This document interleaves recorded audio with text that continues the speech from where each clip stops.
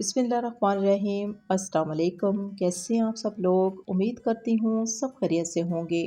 आज हम बनाएंगे सबकी बहुत ही फेवरेट डिश आलू गोश्त की रेसिपी। हर मौसम में इंजॉय किया जाने वाला आलू गोश्त आपने बनाकर बहुत बार खाया होगा, लेकिन मैं आपसे एक यूनिक और अलग सी रेसिपी शेयर करूंगी जिसकी खुशबू से आपका घर महक उठेगा। आलू गोश्त मेरे तरीके से आप अपने ख़ास मेहमानों के लिए बार बार तैयार करेंगे। इसकी तैयारी के लिए हम प्रेशर कुकर का इस्तेमाल करेंगे। आपके पास जो भी रेगुलर बर्तन है इस्तेमाल कर सकते हैं। कुकर में गोश्त जल्दी गल जाता है। हमने लिए जी आधा किलो बड़े का गोश्त, आप मटन भी ले सकते हो। अब इसी गोश्त में हम पानी का इस्तेमाल करेंगे यखनी तैयार करने के लिए। तो इसके लिए हम पानी 1 लीटर से 1.5 लीटर इस्तेमाल कर सकते हैं, लेकिन हमने 1 लीटर पानी का इस्तेमाल किया है। साथ ही हम इसमें डाल देंगे हस्बे ज़रूरत नमक और आधा चम्मच लेंगे हल्दी पाउडर। इसी के साथ ही हम लेंगे कुछ ख़ास और खड़े मसाले। सबसे पहले हम लेंगे कुछ ख़ास मसाले, जिसमें हम लेंगे 1 बड़ा चम्मच भर के कुटा हुआ सूखा धनिया, आधा चम्मच अजवाइन, आधा चम्मच सौंफ, आधा चम्मच ज़ीरा, आधा चम्मच कलौंजी और आधा चम्मच हम लेंगे जायफल का पाउडर। साथ ही हम लेंगे कुछ खड़े मसाले, जिसमें हम लेंगे 1 बड़ा चम्मच भर के साबुत लाल मिर्च, 1 चम्मच भर के लेंगे साबुत काली मिर्च, चंद हम टुकड़े लेंगे दालचीनी के, चंद लेंगे लौंग और एक बड़ी इलायची का इस्तेमाल करेंगे। अब इन खड़े मसालों को भी हम शामिल कर देंगे इस यखनी में।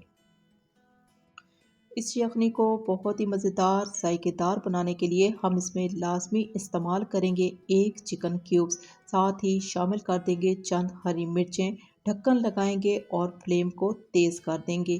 एक विसल आने के बाद हम फ़ौरन से फ्लेम को स्लो कर देंगे। दम वाली आंच पे ठीक 20 मिनट का टाइम लगाएंगे ताकि गोश्त 90% तक गल जाए।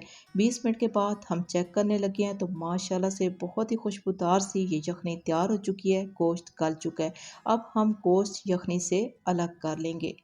इसकी मज़ीद तैयारी के लिए हम लेंगे हस्बे ज़रूरत कुकिंग ऑयल या घी। इसी में हम डाल देंगे रफली कटा हुआ प्याज। हमने लिए हैं जी 4 प्याज। अब इन प्याज़ों को स्लो फ्लेम पे हमने फ्राई कर लेना है। फ्लेम को तेज़ नहीं करना। अगर तेज़ फ्लेम पे प्याज ब्राउन करेंगे तो इनका कलर जो है वो डार्क ब्राउन हो जाएगा और शोरबे का कलर अच्छा नहीं आएगा। थोड़ी देर प्याज़ों को फ्राई करने के बाद हमने फ़ौरन से चूल्हे को ऑफ कर दिया है, क्योंकि यही कलर हमें प्याज का चाहिए। इससे ज़्यादा हमने प्याज को ब्राउन नहीं करना। अब इन प्याज़ों को हम ऑयल से निकाल के अलग कर लेंगे और पेस्ट तैयार कर लेंगे। अब इसी ऑयल में हम डाल देंगे 2 बड़े चम्मच भर के लेंगे लहसुन और अदरक का पेस्ट। अभी इस पेस्ट को भी हमने स्लो फ्लेम पर इतनी देर तक फ्राई करना है कि खुशबू अच्छी सी आ जाए। इसके कलर को हमने ब्राउन नहीं करना। खुशबू आने के साथ ही हम इसी में डाल देंगे टमाटर का पेस्ट। 3 हमने टमाटर लिए हैं। अब इसी पेस्ट में हम डाल देंगे 1 चम्मच भर के लेंगे पिसा हुआ सूखा धनिया और हस्बे ज़रूरत लाल मिर्चों का इस्तेमाल करेंगे।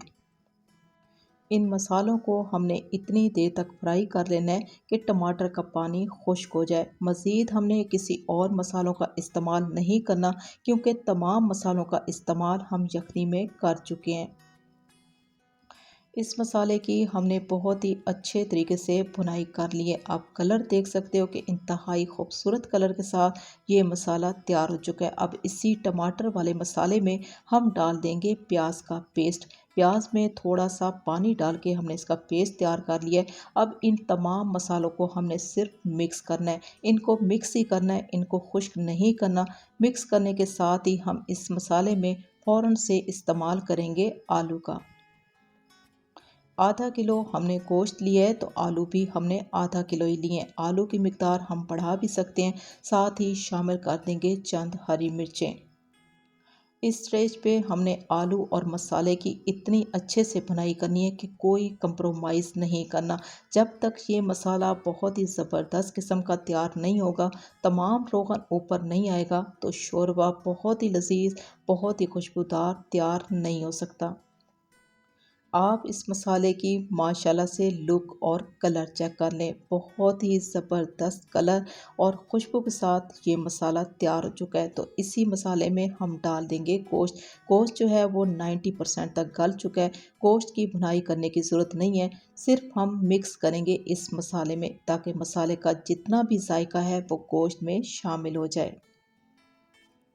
आलू गोश्त का ये मसाला इंतहाई खूबसूरत कलर के साथ माशाल्लाह से तैयार हो चुका है। खुशबू पूरे घर में फैल चुकी है। बहुत ही मज़ेदार, बहुत ही खुशबूदार आलू गोश्त की एक अलग सी रेसिपी मैं आपसे शेयर कर रही हूँ घर के सादा मसालों के साथ। उम्मीद करती हूँ ये रेसिपी आपको बहुत ही पसंद आएगी। अभी इस मसाले में हम शोरबे की तैयारी करेंगे। तो शोरबा तैयार करने के लिए हम लेंगे यखनी, जिसे हमने घर के सादा और ख़ास मसालों के साथ तैयार कर लिए। शोरबा तैयार करने के लिए हम इस यखनी में और सादे पानी का इस्तेमाल नहीं करेंगे। यखनी तैयार करते वक्त हम पानी की मिकदार बढ़ा सकते हैं। अब हम तमाम मसालों को मिक्स कर देंगे और मिक्स करने के बाद जी हम लगा देंगे ढक्कन और दम वाली आंच पे हम इतनी देर तक आलू गोश्त को कुक करेंगे कि हमें तसल्ली हो जानी चाहिए कि अब आलू जो हैं वो बहुत ही अच्छे तरीके से गल चुके हैं। चेक कर लेते हैं। यकीन माने बहुत ही प्यारी सी खुशबू आ रही है और कलर आपको चेक करा देते हैं। चूल्हे को हमने ऑफ कर दिया है। अब इस शोरबे की खूबसूरती को बढ़ाने के लिए हमने इस पे डाल दिया है बारीक कटा हुआ हरा धनिया। माशाल्लाह से आप ज़रा चेक कर लें, इंतहाई खूबसूरत कलर के साथ ये आलू गोश्त मुकम्मल तौर पे तैयार हो चुका है।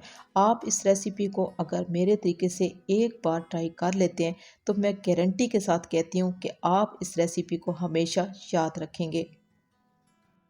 आलू गोश्त की ये एक आसान सी रेसिपी आपको कैसी लगी? अच्छी लगी हो तो मेरी आपसे रिक्वेस्ट है कि आप मेरे चैनल को सब्सक्राइब कर लें, मेरी वीडियो को लाइक और शेयर ज़रूर कर दें। इजाज़त चाहूँगी। अल्लाह हाफ़िज़।